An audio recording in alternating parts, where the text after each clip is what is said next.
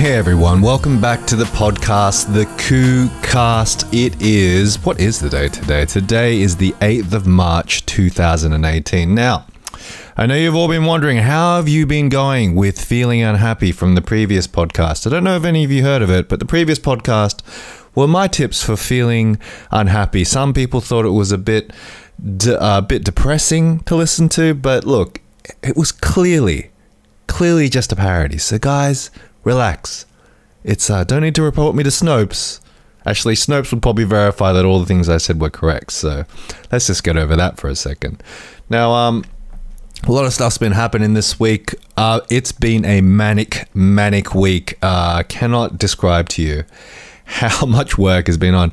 It feels like, I don't know if you ever experienced this, but it's like we're moving desks at work at the moment, and we have to move to a different floor, and we have to pack everything up, which means tomorrow we're moving to a different floor tomorrow, and I can't do any work for pretty much a whole day. And it's like people know that we can't do any work tomorrow, so they ask for everything today. So it was a bit of a crazy week. This whole week leading up is just everybody wants deadlines, and we've got a massive conference coming up next week. So look, I don't know what it is. There's something in the air. It's just driving people crazy to ask for deadlines and all this kind of stuff. So, but that's not what you came here to talk to me about. Well, this is not what you came here to listen to.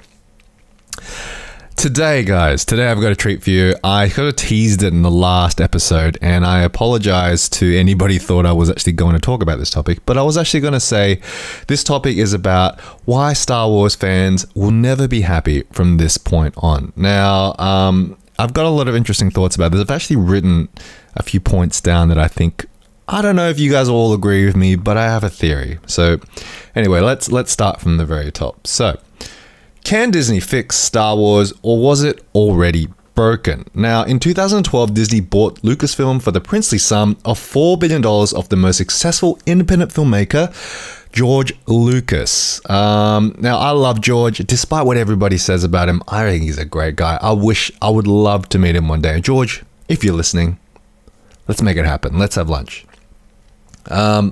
So they not only inherited Star Wars, Disney not only inherited Star Wars, arguably one of the biggest movie franchises in history, they also inherited its very loyal but also super critical fan base.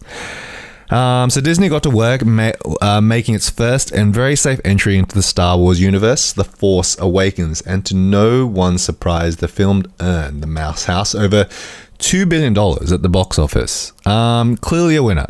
Now, I personally was critical of the film because it seemed to play things very safe and clearly had shades of studio committee writing parts of the film.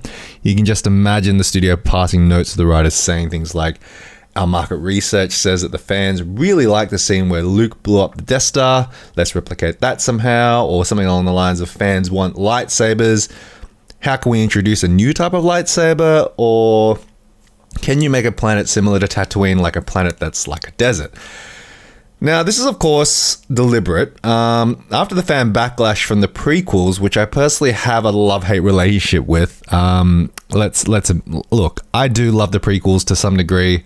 There are kind of genius moments and kind of just like, what were you thinking, George, kind of moments. The dialogue itself, look, let's just put it out there. The dialogue in the Star Wars prequels is pretty bad, but the intricacies of how the story works, I thought were kind of cool. Actually, I kind of think he was a bit ahead of his time in terms of the way he was putting the plot together. But yeah, he needed someone to rewrite all his dialogue. So again, have a love-hate relationship with the prequels, and I stand by them. I think they're good.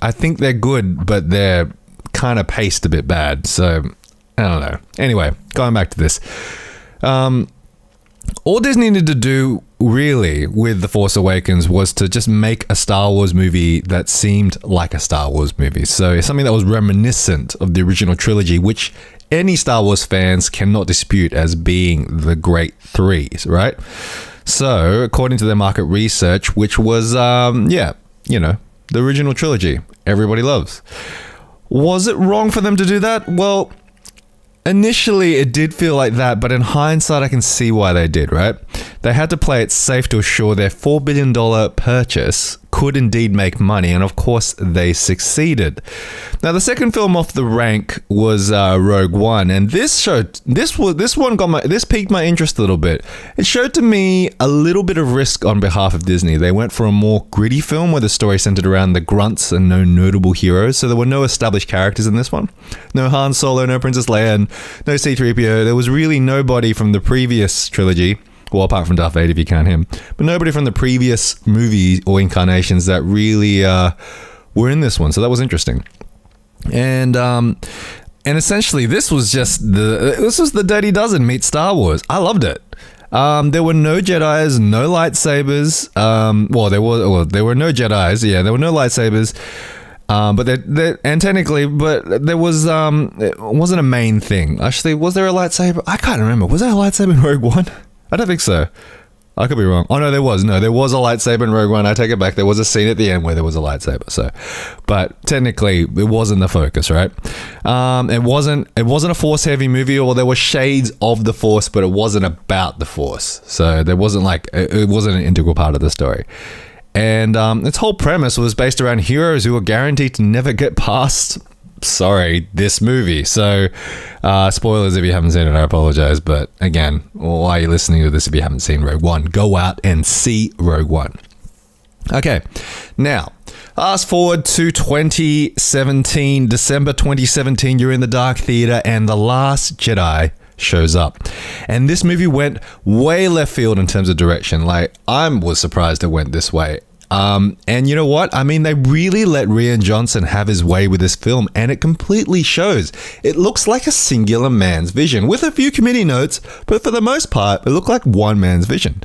I personally liked where they went with it, and I also understand some of the criticisms that surround it, mainly regarding the Force stuff and how they handled Luke. But despite all this, right? Whether you are a George Lucas fan, whether you are George Lucas, because I'm reading most of my notes here. I should have proofread my notes here. Whether you are George Lucas continuing to write the universe that started it all in all the prequels, or playing it safe like Disney are doing, there is always, and there has been, fan outrage essentially. So no matter what you're doing, no matter how you play the Star Wars franchise, you are always going to have fans out there who are outraged, okay? And in fact, there is so much outcry over The Last Jedi that some fans were asking for George Lucas to come back. Now, I don't know which fans these were. These could have been the fans that were just so outraged. I remember seeing when the prequels came out that people were saying that George Lucas raped their childhood. Come on, guys. Like, that is just hyperbole. I mean, that's just awful. It's just awful, really. I mean, somebody saying that. And then when The Last Jedi came out, I'm pretty sure some people said exactly the same thing, that Disney had raped their childhood. Come on, guys. It's a movie. It's a bloody movie. Just get over yourselves. Anyway, so there were even petitions asking for The Last Jedi to be... There were even petitions, for The Last Jedi to be stripped from canon, which is... I mean, that's crazy. They didn't even ask the prequels to be stripped from canon. They asked for The Last Jedi to be stripped from canon. Are they from Syria right now? Oh, wait. I wrote this as a joke. This is so bad. That's a bit too topical now. Are they eating cereal right now? That's better. No one has a problem with eating cereal, right? So what's the problem? Why is no one getting this right? On the one hand, you have George Lucas, the most successful indie filmmaker on the planet, getting disowned by fandom over the prequels, and on the other hand, you have Disney. He's probably running focus groups on how to make a decent fan-fulfilling Star Wars movie by people who are fans of the franchise. This begs the question, can anyone possibly make another Star Wars movie that fans will unanimously adore? I believe the answer is no. Why is this? Flashback to 1977. The top grossing movie at the time were all musicals and dramas about runaway teens and bikies. The term blockbuster hadn't turned up on the scene yet. But when Star Wars released, it would not only launch one of the biggest film franchises in history, it redefined cinema as we know today. A completely new industry in VFX was born, a new type of movie was birthed, and the idea of making money off a movie's merchandising became huge. And I mean huge business. the hype, and surrounding all that, the hype train. It was enormous, and in a sense, there was a sense of awe about how movies were made. That feeling that movie magic was, well, it was magic. And how did George Lucas get those ships to fly on screen? How were those lightsabers glowing? We as an audience were in awe. We had no idea, and we had never seen anything like it before. It was magical seeing Star Wars. Like, how could you not see Star Wars and go, man, how did they do that? It took me a while to figure out how they did some of those VFX, because they didn't have like making of things back then. Like you kind of saw bits and pieces of it, but this was movie magic on the real scale. Like, I didn't know how this stuff was done. So flash forward to modern day movies, and everybody is an armchair critic. Heck, even yours truly likes posting 3-sentence reviews right after a movie. And movie magic, forget about it. Everybody knows it's all done on computers, or at least it's perceived to be that way. Look, fun fact, The Last Jedi, tons of it. I give them a bit of credit. Tons of it was done practically, but there is still a fair amount of CG. And look, as somebody who does do a little bit of visual effects in his job, just to say that computers do all the work for you is really mean, because they don't. You still have to put a bit of artistry into it. So, but I get what you're saying. Look, the prequels were no masterpieces, but retconning a franchise would be hard even if you had created the Star Wars universe. A part of me feels like everyone is looking for that first high they got when they saw the original trilogy for the first time. But the truth is that moment is long gone. I'm sorry, but nothing will ever come back like the first time you saw Star Wars. It just won't. There's nothing out there. Dead and buried in the past in 1977. The original trilogy was magic and lightning in a bottle, with one of the most perfect casts, nostalgia oozing out of its pores, and one of the best written mythologies of the 21st century. Okay? It was unusual. It may never, ever come again. It's like the first iPhone or the first iPad, or seeing a Tesla for the first... a Tesla is not really a good comparison. Or seeing a rocket go to the moon. This is the first. This is something that's never... It's not just about Star Wars. It was a new era of cinema which had never been seen before. Look, I just want to take a break to thank my sponsor this week. My sponsor is water. Water is good. It helps you keep you hydrated. 90% of your body is water. Don't fact check me on that. And look, you need water. It is life. Water is life, guys. So take a sip from me. Pour some water out of your tap. It doesn't need to be filtered water. It just needs to be water. Take a sip. Go on. I'll wait. This is what I'm saying, right? Basically, the best we can hope for is new Star Wars. Like, that's it. That's all you should be hoping for, right? Star Wars as a franchise, at the very least, should just be entertaining. That's all we should be aiming for. Anything above that is bonus. The world around us has changed. Our sensibilities have changed. Our taste in movies have changed. I mean, we have changed as moviegoers. You can't make old Star Wars anymore. If you made those movies and released them now, they wouldn't work, guys.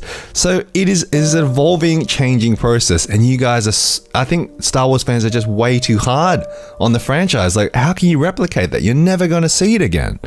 You're never gonna feel that first love you had for Star Wars. It's never coming back. I'm sorry. And as Kylo Ren says in The Last Jedi, just let the past die. It's time for something new.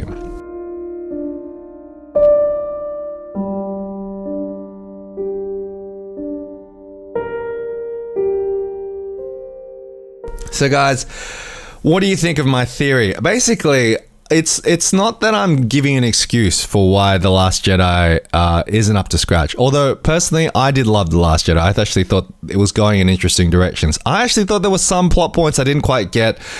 I'm seeing a little bit too much SJW-ness coming out of the movie. I didn't really understand. I'm sorry, but I didn't understand the character of Rose or why she was in there. I had Harley Morenstein on Twitter. He reckons he had a good explanation as why she was there. She was supposed to explain the point of view of the rebels or something along those lines. Still didn't really understand why she was there. Could have taken out the whole Canto Bight scene and it would have been fine. Still love the movie though. I thought there were really great moments. I love the fight with Kylo Ren and Rey towards the end. I really loved the Force connection, like the Force telephone call was kind of cool. I loved all the stuff with Rey and Kylo, and in fact, I didn't like Rey in the first movie, but I loved her in this movie because of Kylo Ren. Actually, I thought the connection between Kylo Ren and Rey made the movie a lot more interesting. And look, whatever you think of Luke Skywalker, I actually thought he turned in a really great performance, and I actually didn't mind the story arc that Luke took in this movie. So look, what do you think, guys? Leave me a comment if you can, or I don't know how you do it, but it'll be interesting to hear what you guys think. Maybe I'm being too easy on Disney. Maybe you guys are right. Maybe Disney can't resurrect this franchise. Maybe there's no way it's coming back. But we'll see. There's a Han Solo movie coming out in May, which I'm a little bit excited about now. I'll be interested to see if they can pull it off. Look, anything with Donald Glover is going to be... Donald Glover? No, it's not. It's Donald Glover, right? It's not Donald Glover, is it? Donald Glover's the guy from Lethal Weapon, right? What is his name? Is that what's the guy from Community? I gotta look this up, guys. Sorry. This is gonna bug me. It is Donald Glover, right? Am I? I'm thinking it. No, it's not. Yeah, it is Donald Glover. Danny Glover's the guy from Lethal Weapon. I'm getting my black guys mixed up. I'm not racist, I promise. Anyway, guys, thanks for listening, and I'll see you next time.